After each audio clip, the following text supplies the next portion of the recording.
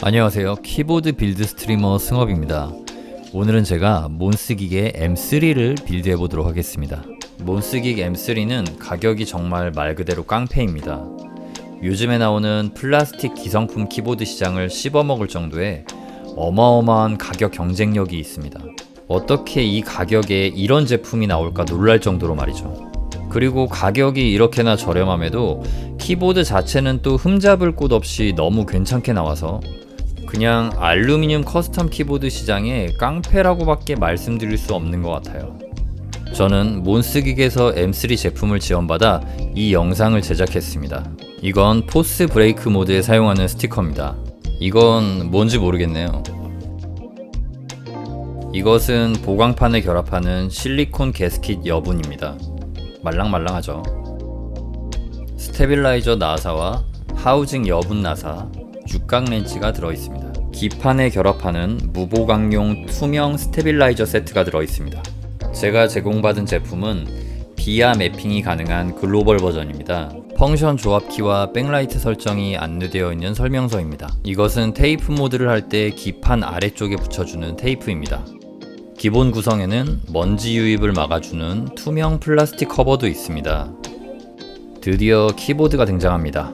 저는 블랙 컬러 하우징을 선택했습니다. 옆 사이드에 있는 포인트 부분은 금색이 아닌 은색, 실버 컬러네요.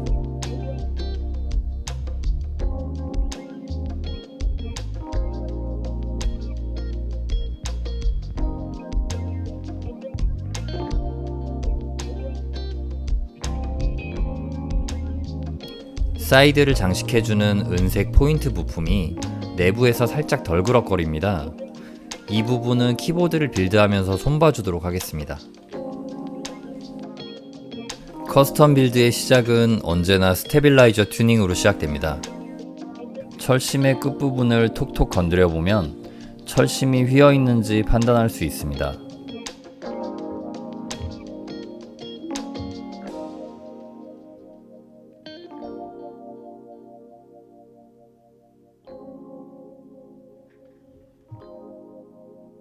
수평 작업이 끝났다면 이제 스테빌라이저를 조립해주면 됩니다.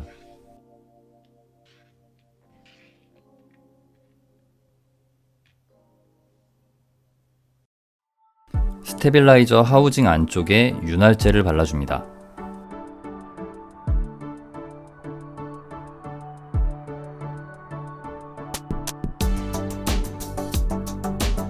그리고 방향에 맞춰서 스템을 끼워주세요.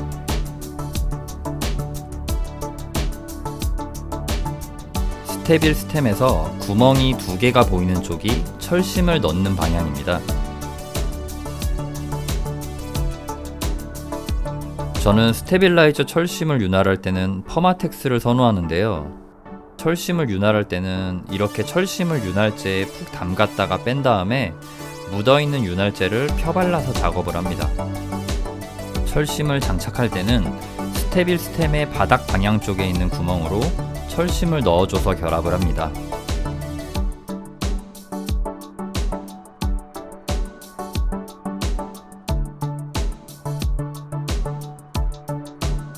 철심을 결합했다면 상하 운동이 정확하게 되는지 체크해주세요.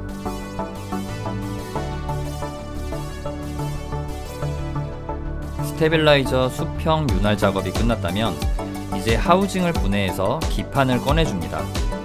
기판에 스테빌라이저를 장착할 순서기 때문입니다.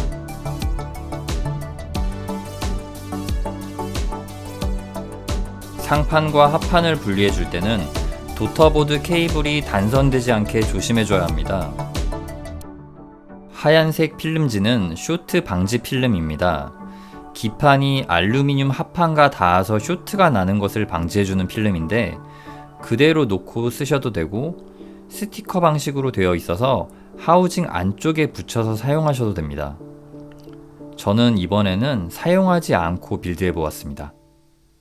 지금은 붙였다가 바로 떼어서 스티커 잔여물이 거의 생기지 않았는데 오랫동안 붙여 놓았다면 떼어낼 때 잔여물 때문에 고생한다는 이야기를 들었습니다. 꼭 붙여서 사용하지 않아도 됩니다.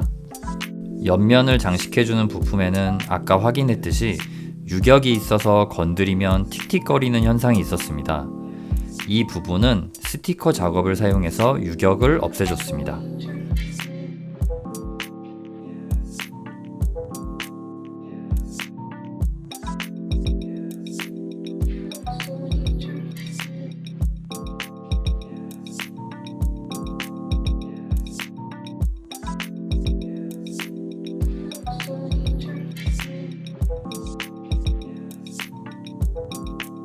양쪽 다 스티커 작업을 해주니까 만족스럽게 유격이 잡혔습니다.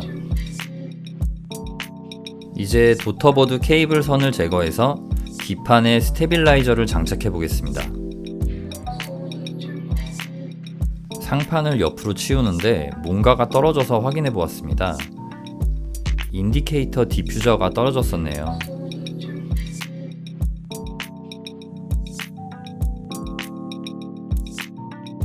하부 흡음재를 떼어내주고 보강판과 연결된 나사들을 풀어서 기판과 보강판을 분리해줍니다. 기판 위에 스위치 하부 폼을 올려놓은 상태에서 스테빌라이저를 장착해줘야 합니다. 한 손으로 스테비를 잡아준 상태에서 나사를 조여주세요. 모든 스테빌라이저를 다 장착했다면 보강판을 기판 위에 올려서 분해 역순으로 결합시켜줍니다. 아까 전에 풀어줬던 나사를 다시 조여줍니다. 쇼트 방지 하부 폼을 올려주고 이번에는 테이프 모드 튜닝 작업을 해보겠습니다. 도터보드 케이블 연결 부분을 표시해준 다음에 가위로 잘라줍니다.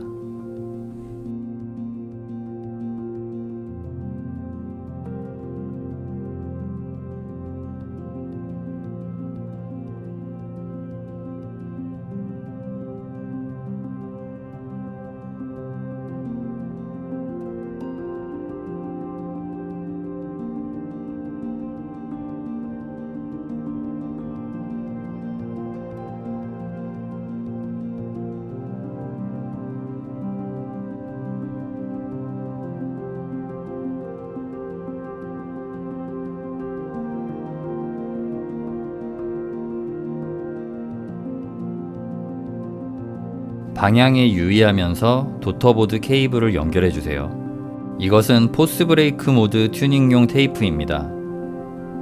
나사가 들어가는 부분에 맞춰 붙여주시면 됩니다.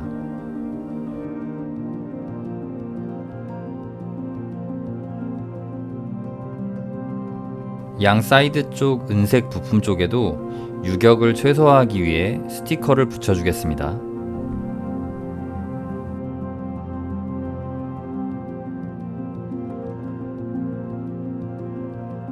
이제 상판을 하판 위에 덮어주고 나사를 조여주면 됩니다.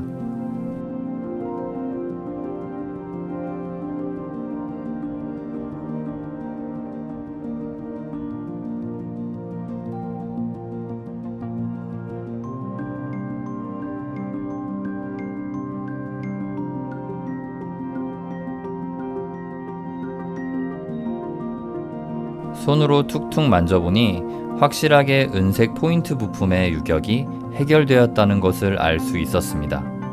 지금 제가 하고 있는 스테빌라이저 상하 운동 체크는 기판에 스테비를 장착했을 때 해주시는 게 좋습니다.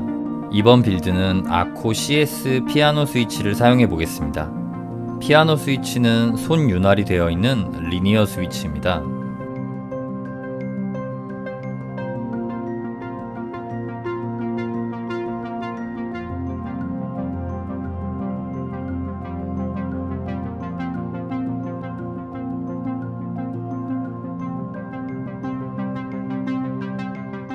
키캡은 아코에서 나온 ABS 재질의 이중 사출 키캡인 마스 그린 키캡을 사용하겠습니다. 이 키캡은 체리 프로파일의 높이를 가지고 있습니다. 실제로 보고 사용해보니 이 키캡의 만족도가 정말 높았습니다. 이 시리즈로 다른 색상이 계속 나오면 좋을 것 같습니다. 하우징에 키캡을 올려보면서 어울리는지 판단해봅니다. 노란색 포인트 키캡을 쓸 것인지 쓰지 않을 것인지 신중하게 생각을 거듭해 봅니다.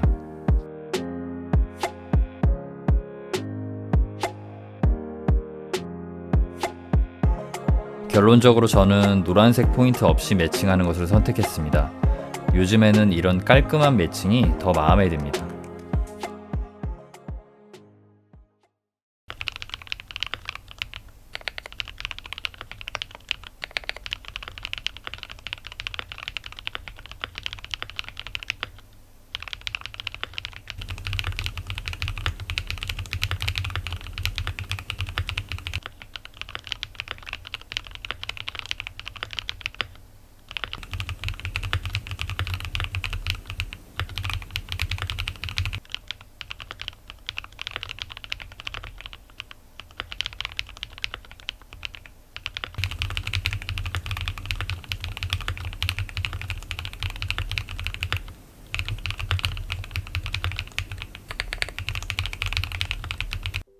몬스긱 M3를 완전히 빌드했을 때의 무게는 2.1kg입니다. 무한 동시 입력도 지원하고요. 몬스긱 홈페이지에서 비아 매핑할 때 사용 가능한 확장자 JSON 파일을 다운로드 받을 수 있습니다. 제가 영상에서 보여드리는 순서에 맞춰서 세팅을 하시면 비아 프로그램을 통해 키보드 매핑을 자유롭게 할 수 있습니다.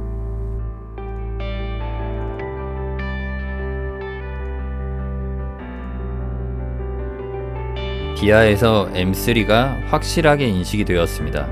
이번 레이어에서는 펑션 키를 조합해서 LED 라이트 옵션을 변경할 수 있는 단축키도 볼 수 있습니다. 몬스긱 시리즈는 정말 훌륭합니다. 저렴한 가격에 비해 정말 만족스러운 품질을 보여줍니다. M3에 빌드된 피아노 스위치는 오일킹 스위치처럼 약간 단단한 느낌이었는데 영상을 만들면서 계속 사용해보니 점점 마음에 들었습니다. 키압도 아주 적당하고 좋았습니다. 그리고 이 키캡이 정말 마음에 듭니다.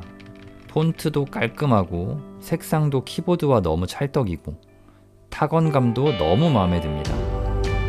아코에서 계속 이 키캡 금형으로 여러 색상을 생산해줬으면 좋겠습니다. 지금까지 영상 봐주셔서 감사합니다. 저는 키보드 빌드 스트리머 승업입니다.